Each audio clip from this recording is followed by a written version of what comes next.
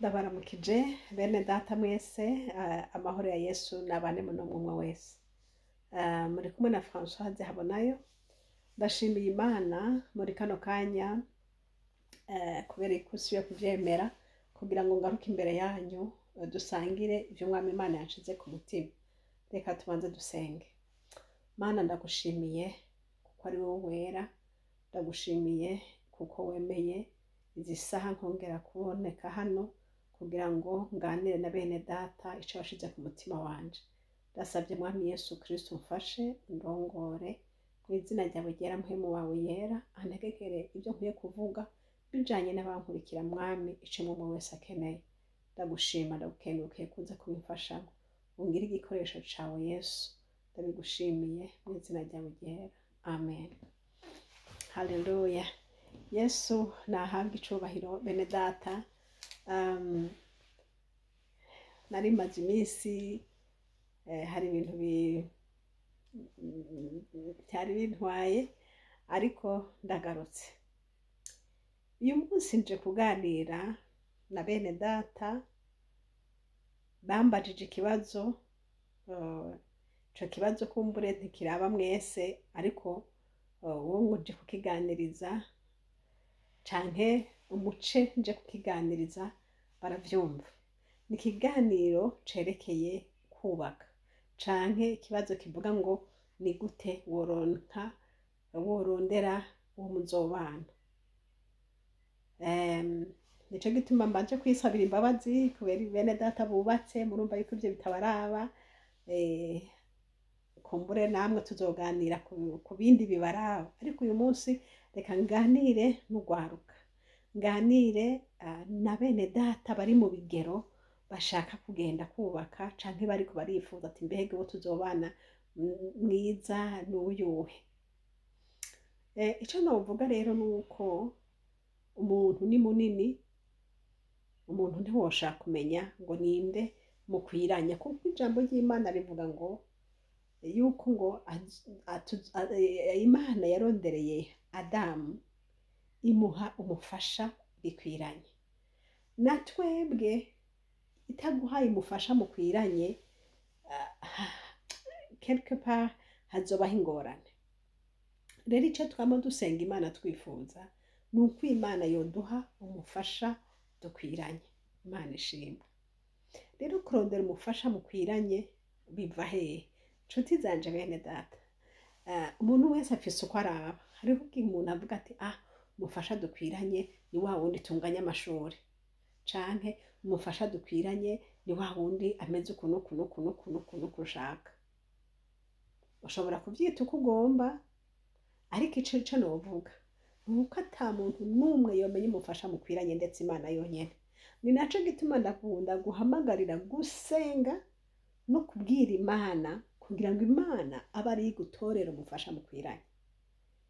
Simvuze ngo uyirekere izogutorera, ariko yo irakoriyanta no mu vyumviro vyawe birashaka kukoriyanta. Hanyuma imaze kukurongora ugasenga urongowe na mpwemu yera, by'ukuri Imana kora wayibwiye iraguha umufasha mukwiranye. Imana ishimwe. Hanyuma ikindi kumbure par experience niho umuntu aca ashobora guhimpanura abantu. N'ijambo ry'Imana yatubwira ngo abagore bakuze kubahanura abagore bakiri bato, canke abagore bakuze canke abavyeyi bigisha abana. Ivyo ni ibintu bisanzwe. Nakuze mbona abantu bavuga ngo, hariho abantu bavuga ngo oya ngo sinoshobora gusenga Imana ngo ndayisaba umufasha ngo kubera yuko ngo birashika ngo ikampa ikimuga, ngo birashika ngo ikampa ngo none ngo ndayisavye ngo ikampa ngo umuntu ameze ngo yangweka ngo ivyo bigatuma abantu badasenga, bagatuma abantu barabisha amaso bati je nkunzuya. Ariko bene data reka ndababwira, kumbure ngira ngo nije ntazi gukunda ico arico. Bese gukunda ni iki? Bese uvuze ngo urukundo, nasanze urukundo ni relatif. Urukundo umuntu urashaka kumukunda, kubera yuko mufatanye ibikorwa mwamaranye igihe muganira mukorana hanyuma ukamukunda. Ni nk'uko bishobora gushika hagashika igihe mukagira ico mupfa ukumva rwa rukundo ruraheze, hakaza uwundi ukabona uwo wundi biragenze neza uramukunze. Rero ntimuze mwishimikize ngo urukundo sinzi ukuntu nobivuga. Urukundo se ni iki? Gukunda umuntu no kuvuga iki? Urukundo rufise aho rutangurira. Uwadukunze wenyene turi babi, Kristo Yesu, uwundi nawe azogukunda kubera yuko tuvuge kubera yuko mumaze iminsi musengana, kubera yuko mukorana, kubera yuko yabonye wa munsi wamugiriye akantu, kubera yuko mu bantu hariho urukundo rwa kubera.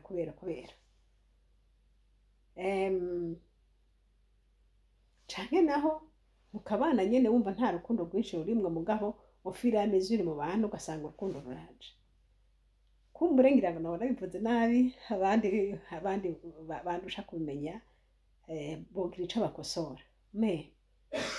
Ico nshatse kuvuga niki? Nshatse kuvuga ngo wa muntu avuga ngo naramukunze, ngo ndamukunda. Kuya nyene umukunze niko hazogera igihe ukamwanga. Bitewe nuko tuvuga uzobona ibintu bibi, uzodekuvura ibintu bibi utari wiyatanze, bya bindi bikaba biraheze. Nico gituma ndiko ndavuga nti bwira Yesu, ti Yesu ndakwingenze umpe uwo dukwiranye. Rero ico ngomvye kuvuga mukwiranye sekwa. Uwo mukwiranye rero umurabira hehe? Navuze ntisiwe umumenya kuko we ntabwo byo womenya, ni Imana imumenya kuko wasenze ikamukuzanira. Hanyuma wewe ico ukora urasenga, hanyuma muri uko gusenga ukabwira amakritere Imana ukunda ugomba ku muntu muzobana. Hariho abantu bavuga ngo ibyo sinobivuga ngo Imana irabizi. Nibyo Imana irabizi, ariko hamwe woba sincere avec toi ukaba utagomba kubesha Imana, yibwira uko nyene kose uvyumva.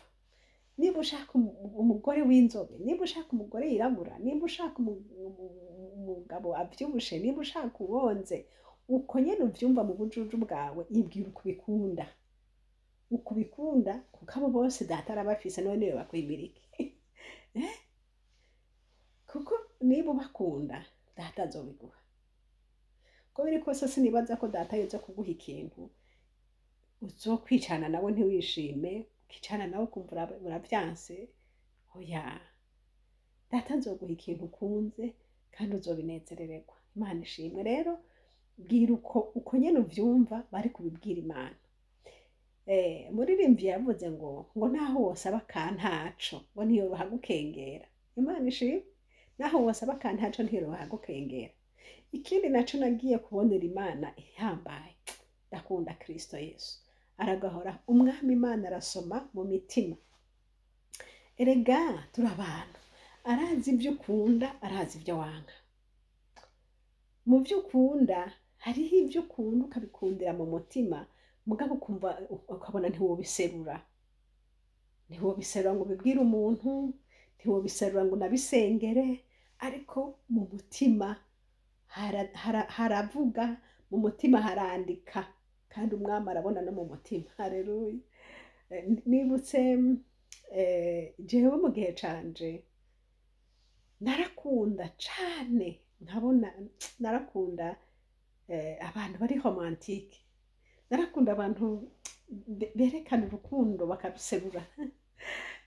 Sinzi iyo nabikuye kuko nakuriye ruguru, ariko sinzi iyo nabikuye ibyo bintu, ariko muri jewe narabikunda cane. Mbonye umugabo n'umugore bafatanye, bafatanye amaboko, narabikunda te, nkavuga nti kumva nyene ndavyamviye.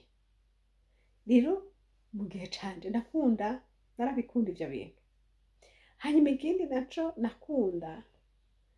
narakunda abantu bize hanze, bakubitiye hanze, sinzi icyo nabikundira mugabo numva umenga n'abantu muri rwa rwego nyene rwo gusirimuka canke muri rwa rwego nyene rwo gusobanukirwa ibintu numva umenga uwo muntu yarakubitiye hariya azoba afise gutahura cane azoba afise sinzi ukuntu nabyumva mugabo narumva umenga azoba ari umuntu azoshobora kumfasha ni haba hari ibintu byo gukoresha amaboko guteka kugira nte kuko nabona umenga abagabo bandi nabona umenga barafise karaktere nyene yo kuvuga ngo ngo umugore ngo akore byose ugasanga umugore niwe yiruka niwe ngira gute niwa afise umwana hanyuma afise umwana ateka afise acagira gutya kumva umenga ibyo bintu hamwe hari igihe bishaka kuremera umugore yatari umugabo rero yerevutse cane ngo yibwire amufashe kumva umenga ibyo bintu Imana yobintabara nkazohura n'umuntu yabaye hanze yugurutse mu mutwe azi gufashanya mu rugo ico bisobanura ibyo sinabisengera oya ariko nabigomba mu mutima ariko ndashima Imana igihe Kristo Yesu yaza kunyishura nako yaragakonsideye ico niko nabwira bene data niki namabwiye ntibwira Yesu ko kose uvyumva nanone ugururira Yesu umwereke byose kandi umugirire confiance ivyo ukunda ivyo wiyumvira ivyo ushaka Kristo azobiguha birashoboka ukabukunda umugore wanje ngo umugore azobatekereje umugore akunda abashitsi umugore ameze uku uko nyene ubishaka ereka umutima wawe Yesu azobiguha Imana ishimwe rero ico nshatse kuvuga hamwe n'ibyo uko nyene uvyumva bisengere hanyuma uheje kubisengera wandike vuga uti umugore ameze uku bimeze uku uko nyene uvyumva ubivuge kuko ico nshimira data abo bose arabafise uko uzomutondeka wese aramufise kandi azokwishura n'umwizigirwa Imana ishimwe ico novuga nti attention ntusenge nabi kuko nusenga nabi data azoguha ariko nusenga nabi ingaruka yabyo ni uzobibona hari abantu nama ndabivuga basenga ugasenga utabanje kwiyumvira senga genderera bene data baba mu ngo umviriza saba impanuro by'ukuri kugira ngo wumve aho ukwiye gusengera wumve ico ukwiye gukwepa icyo ndabivugiye niki hari umuntu umwe yigeze kumbwira avuga ngo jewe ngushaka ngo umugore ngo gushaka ngo umukozi w'Imana ngo ushaka ngo umupasiteri ngo ushaka ngo tuzokorera Imana hanyuma mu nyuma ndavuga nti none wavyumviriye gute ngo yango urumva ku rukundo yumva afise akunda Kristo yumva ashaka umugabo w'umukozi w'Imana ariko ntiyiyumvire hirya ngo ashike atereze amaso hariya hirya arabe mbese ubuzima bw'abakozi b'Imana azobyihanganira mbese ibi nibi bimeze gute kuko nasanze umukozi w'Imana hamwe si hose kuko ndavye muri Afrika nkabona nino mbona bitandukanye gute bitandukanye mu mibereho kubera muri Afrika umukozi w'Imana wo muri Afrika womenga n'umuvyeyi wa bose kandi niko bikwiye kumera rero ari umuvyeyi wa bose ni ukuvuga ngo umuntu wese amukeneye araza kumurondera nasanze hariho n'abantu bashobora kuza kurondera umuntu masaha yitereye mu ijoro cyangwa ugasanga baramuhamagaye mu gihe c'ijoro urumva bivana nuko none ko yemeye gukorera Imana arayikorera nyene none nawe rero uvuga ngo ushaka umugabo w'umukozi w'Imana niwabona bama batonze muhira uzobinezerererwa banze wige ko uvyumve ko uzobinezerererwa mbega niba muba muvyura umwanya wose akama yagiye uzobinezerererwa. Mbega vyige ko ubanze witegurire kubibamwo. Sindiko ndavuga ngo ni bibi, ni vyiza kuko nabo bakeneye abafasha kandi Kristo arababaha. Ariko ico nshatse kuvuga mu buryo bwo kwitegurira ikintu ukacinjiramwo ukibona. Imana ishimwe. Hari uwundi nawe ashobora kuvuga ngo jewe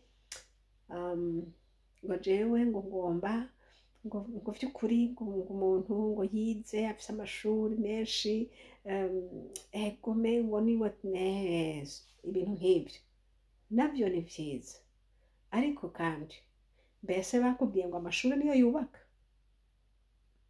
Ko urugo n'amashuri ni ibintu bibiri, n'ubutunzi n'ukubaka ni ibintu bitandukanye. Rero kubaka dukwiye kubitandukanya. Mwene data mwige muri kurankurikira canke musore uri kurankurikira, kubaka n'ubuzima umuntu abamwo ni ibintu bitandukanye.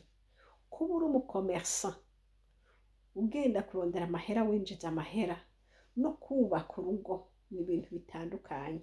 Kuba uri umudirecteur d'une école no kubaka urugo ni ibintu bitandukanye. Rero musobanukirwe d'abord ministère y'urugo imeze gute. Ministère y'urugo isaba ngo umugore n'umugabo mube mukundanye, co ni kimwe. Ministère y'urugo ivuga ngo niba ufise diplome ingana gutya canke atayifise, uwundi niba afise iyingana gutya canke atayafise, vyose mubishira ku ruhande. Ariko mwebwe ico muza muri mwebwe uko nyene muri, ico mufise mukagishira hamwe, hanyuma ivyo mwubaka mukavyubakira hamwe. Ntihaba hakiriho kuvuga ngo wowe ufise biriya nanje mfise biriya nanje mfise biriya. Nico gituma ndiko ndababwira nti ivyo vyose uri ico ufise ivyo byose ntaco birico, kuko byose iyo muje kuba mu rugo muri ministeri y'urugo ni ukuvuga ngo byose c'est pour le bien yanyu. Ni nk'ibikoresho, ni nk'itafari uzana ukubakisha inzu. Ukazana itafari, uwundi akazana igiti, uwundi akazana ibuye, uwundi akazana iki, mukubaka iyo nzu rero mukayibamwo, urwo rugo mukabamwo. Rero urwo rugo rero umugore n'umugabo muca mukabana nk'abantu, nk'umuntu umwe.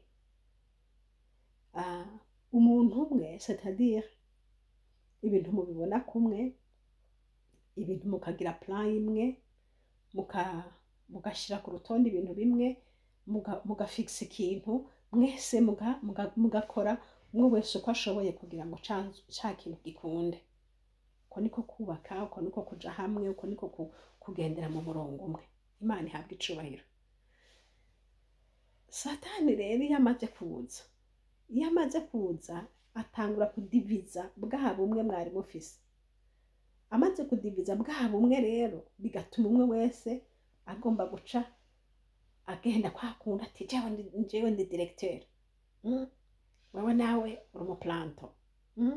Bimaze kuba gutyo biba vyamaze kononekara, kuko urugo nta mu directeur nta mu planto. Niba mwarubakanye mwese muri aba directeur canke nawe mwese muri aba planto, nuko mwarubakanye mwese muri umwe wese asiga ibyiwe hanyuma akaza mukubakana. Imana nishimwe. Kandi nagira ndababwire, mu rugo biraryoshe. Imagine kuba ari umuntu ukunda, wakunze, wasengeye, Imana ikamugushikiriza mukabana. Umva atari umunezero ga beneda? Ni umunezero. Umunezero wa wundi wahora usengera, wa wundi wahora mutelefonana muri kure, ukumva murakumburanye, noneho Imana irabikoze, murabanye. Mu gitondo muri kumwe, mwararanye, n'umunezero. Rero Yesu abahezagire muri uko kurondera kwanyu, umwami Imana abashigikire. Ico nagomba kuvuga, bwira Yesu kuvyumva, bwira Yesu kubishaka, kandi azobiguha, ariko wirinde ntusenge nabi kuko nusenga nabi uzogira ingaruka yabyo.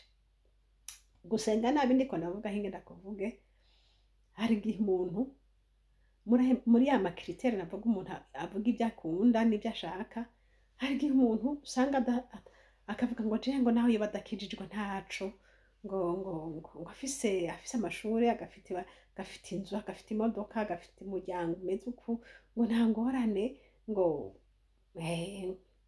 ntaco, ngo nawe badakijijwe, ngo tubanye nzomusengera. Yo mwene data Satani ntaguhende. Kwa kundi nakubwira, urugo mubwiza gukorera hamwe, kandi rero burya gukorera hamwe nabyo rero birajana no kubaha Imana, kuko kenshi iyo wubaha Imana ukubaha ijambo ryayo, ijambo ry'Imana riraguhimiriza, rirafise uko rikwigisha kubaho mu rugo. Ariko iyo uzananye n'umuntu atubaha rya jambo, bigatuma agomba kubikora uko yishakiye, naho bizokugiramwo ingaruka, kuko niba atari ijambo ry'Imana yubashe, azogenda uko ashaka, kandi nagenda uko ashaka nawe bizokubabaza. Rero muri kwa gusenga, senga Imana uyibwire byose neza. Imana rero nibahezagire. Kumbure mvuze bike, ariko iko nyene ndabivuze. Numva hari ikindi nari kuvuga ukaba utanyuzwe, ugende inbox umbwire canke wandike muri commentaire kugira ngo tuzogishishikarire ko cane.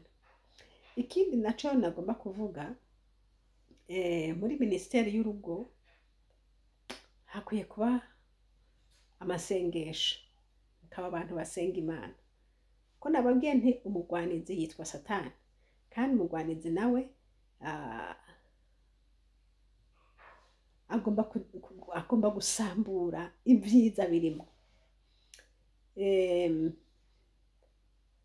Adamu Imana yari yaramuhaye, imuha umugore mwiza avuye mu rubavu rwiwe yitwa Eva. Ariko Eva Satani ntiyaretse kumukorera, kandi yamuhawe n'Imana. Aho ngomba kubereka ngwiki, ngomba kubereka nti umugwanizi yitwa Satani. Rero mu buryo bwose, mu nzira zose, ugusenga guteramira urugo, uteramira urugo mu gusaba umufiance wawe, umwami nakwishura, uteramira urugo rwawe mu kurusengera, mwese muri hamwe, muyaga, mushira hamwe, byose bizogenda neza. Reka ngeze ngaho, kumbura ibindi tuzobibandanya hanyuma, kuko ni byinshi. Ariko musore, mwigeme, ndabifuriza kugira urugo rwiza, ndabifuriza gusenga neza, kuko umwami Imana ibyo byose mushaka mumubwira arabifise. Ntukarimite Imana, ntukayirimite, kubera ko woyirimita. Ntukayirimite. Umwami Imana arumva, kandi umwami Imana n'umutunzi, ibyo ushaka arabifise, umubwire byose neza. Imana ibahezagire. Mwari kumwe na Françoise Habonayo. Nimero za telefone ni za zindi, ni +46 768 00 65 46. Kandi iyi shene turiko tuvugira ko ni shene Habonayo. Imana y'ububasha ibahezagire. Mwami Yesu, ndagushimiye kuri uyu mwanya umpaye kuyaga n'aba bene data. Mana, bafise urugendo, bafise ibibazo, bafise kutabona uko bobivuga n'uko bobikora, ariko ndi imbere yawe. Muri aya make ndabaganirije mwami, ndasabye Mpwemu Yera ashishikare kubabwira no kubabarira byinshi, abasobanurire byinshi. Urakoze mu izina ryawe ryera Yesu. Amen.